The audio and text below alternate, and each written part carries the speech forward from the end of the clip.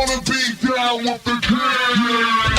It's the Sports Kings. Sports Kings. Big Mike. He might fall off the wagon in the next 10 minutes. And Rob Calloway. It's about bringing talent. It's not about all the flash and glitz and glam. Not your average sports talk show. The Sports Kings. This is NFL legend, Work Done. This your boy D. Howard, a.k.a. Superman. I'm Jerome Bettis, the bus. It's Cam Newton. Holla at your boy, already. This is Hank Aaron, and I'm down with the king.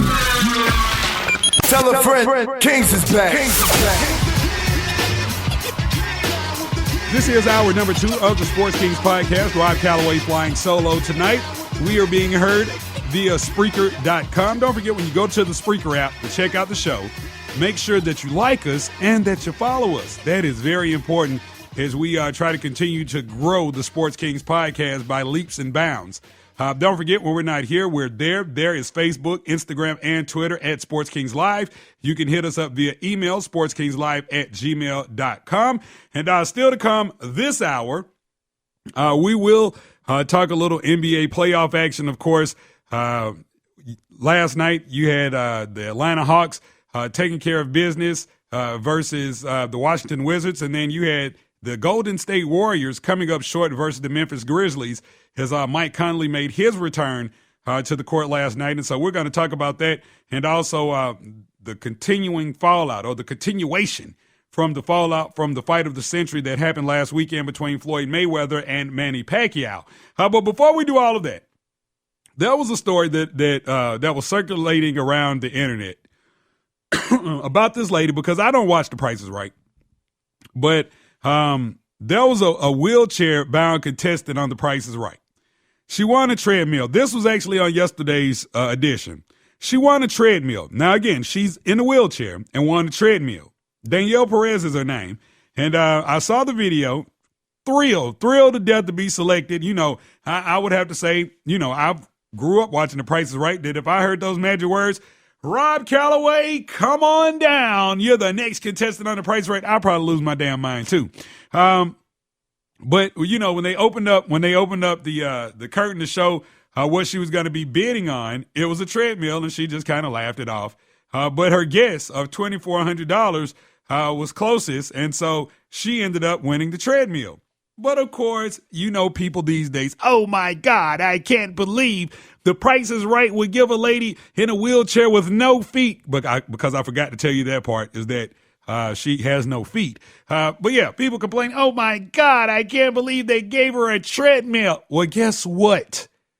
Those gifts, those items are already predetermined. So, you know, she could have been blind, but if she got the call, come on down, she has to bid on the treadmill. You don't get to pick and choose if The Price is Right. But now everybody's saying, oh, this was such an epic failure. And I don't get how. Because if anybody else had a bid better, they would have won a treadmill. But that is kind of crazy. I wonder what she's going to do with that treadmill. Maybe give it away. Maybe sell it for a little dough. I mean, if it's worth $2,400, still in the box, she might be able to get rid of it. But I don't know if that was an epic failure or not. But I mean, as a runner, you know, I did kind of laugh about it. I snickered that they gave a lady with no feet that's in a wheelchair a treadmill. Yeah, that's kind of funny. In a bizarre kind of way, but I'm a bizarre kind of dude. If you haven't been able to tell already. All right, so last night, right here in the ATL, Phillips Arena was the place that you wanted to be for Game 2 of the Atlanta Hawks and the Washington Wizards. The Wizards came away with Sunday's Game 1 victory, and Atlanta desperately needed to be able to tie this series before going on the road to Washington. Now, coming into last night's game, Washington had not lost the playoff game, and so, you know, that was something that a lot of people were talking about. But John Wall, who me and Mike both consider to be the X factor in this series, injured his wrist, and he was ruled out for Game 2 last night, and the Hawks took advantage of it, winning 106-90. But how about the Atlanta Hawks turning it on in the fourth quarter when it mattered the most?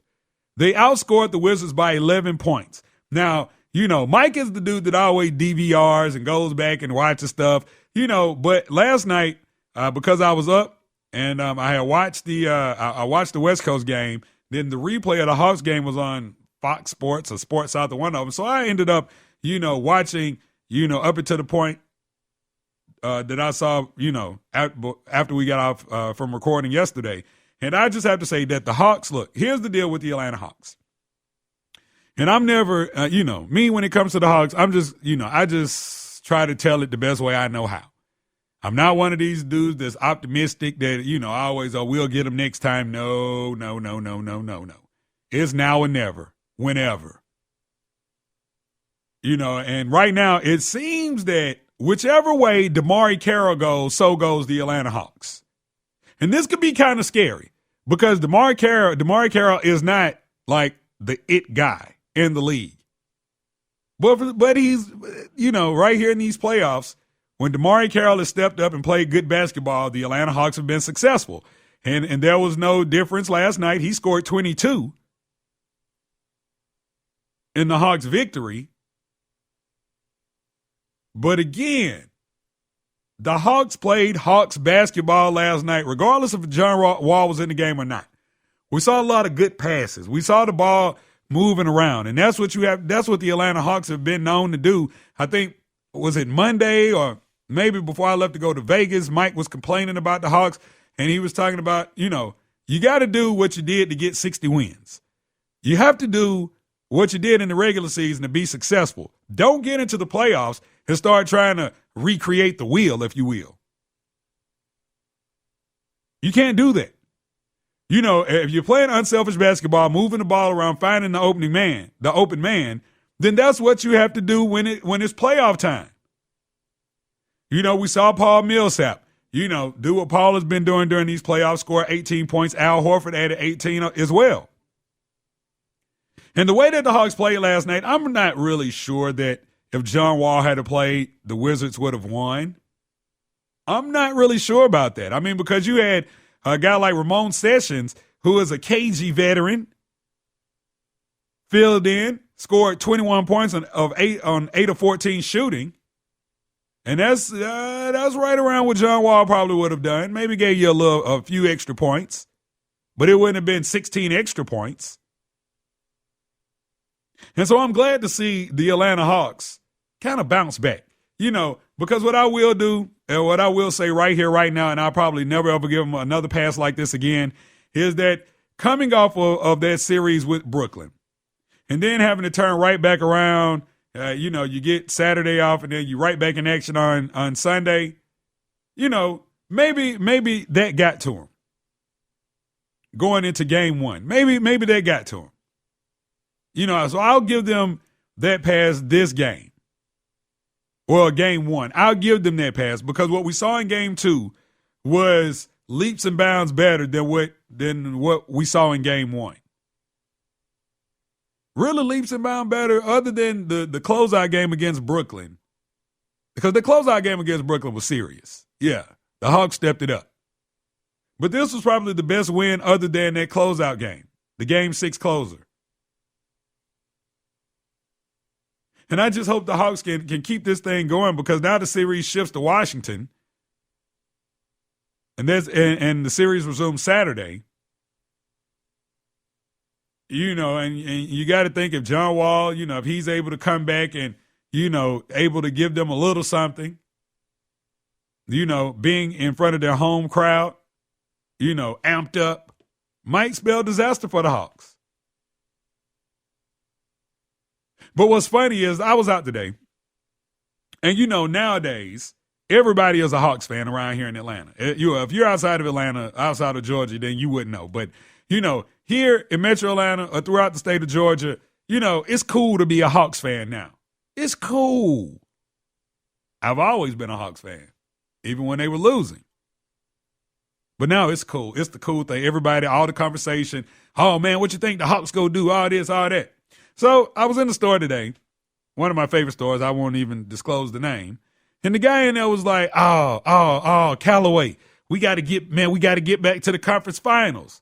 And I was like, huh? Get back? What do you mean, get back? And he was like, yeah, man, you don't remember? He was like, well, you probably too young to remember. I was like, no. Unless you're talking about 1960 or 1950s, yeah, maybe. But anything that happened in the 80s, the 90s, today, no, I'm not too young for that. So he was like, yeah, man, the Hawks made it to the Eastern Conference Finals against the Celtics back in 87, 88. Why? Why do we have to try to have this conversation like you're an intelligent and informed Atlanta Hawks fan? Because that couldn't be any more far from the truth. Oh, my God. The Eastern Conference. Okay, now I will say this. What it was the right to go to the Eastern Conference Finals when they lost to the Celtics 4-3. Everybody remembers, or if you don't remember, you've seen the highlights of Dominique and Larry Bird just going at it, going bananas. But it wasn't the conference final. So I just had to tell this, bro. I was like, hey, man, look. The next time you having this conversation about the Hawks with other Hawks fans or something, I was like, dude, don't throw that out there. I was like, because the Hawks have never been to the conference finals. So don't throw that out there. Well, these Hawks, the Atlanta Hawks. Because the Hawks in other places, they won championships and all of that. But I had to let them know, like, come on, man, don't look. I'm enlightening you right now. Hawks have never been there. The Atlanta Hawks have never been there. So chill with that. And he appreciated it. He did. But I got a good laugh out of it when I got in the car because I was like, Lord have mercy. Ain't no telling how many folks he's had this conversation with. And somebody probably told him that it was in the Eastern Conference Finals for the right to go to the NBA. Oh, yeah, right. I wish. But these Hawks right here continue to have the ability to do something that no other Atlanta Hawks team has done. And that is to make it, not make it back, but to make it to the Eastern Conference Finals. But in order to do that, they got to get by these Washington Wizards.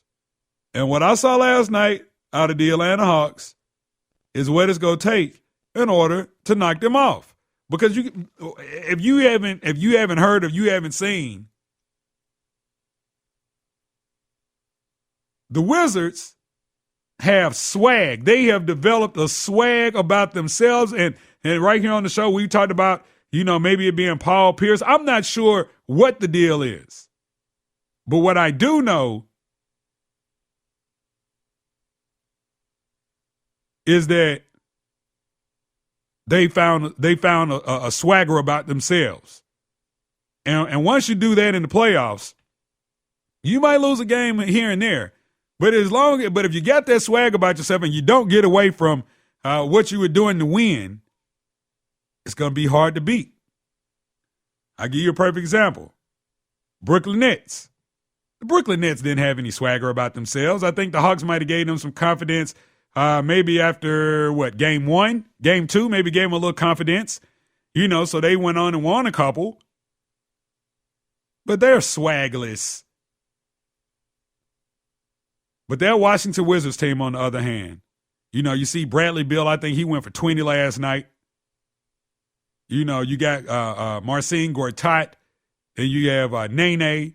And at some point in this series, I expect those boys to eat good against the Hawks. And not that I'm down in the Hawks, but I just feel like in order for the Wizards to win, they're going to have to feed those bigs. For the Atlanta Hawks to win, they just have to keep moving this ball around, finding the open man. No rush shots. What's my man? Antich does not need to be shooting threes when he comes into the game. Mike talks about Kent Bazemore all the time. Oh, don't shoot the three. But it's kind of funny that here we are in the second round of the playoffs. And as I mentioned, to open up this conversation right here, whichever way DeMarre Carroll goes, so do the Atlanta Hawks. I had no idea DeMarre Carroll was the it factor on this team. And not to say that I don't like DeMarre, because I think that he is a good player. for these Atlanta Hawks, but he's no star.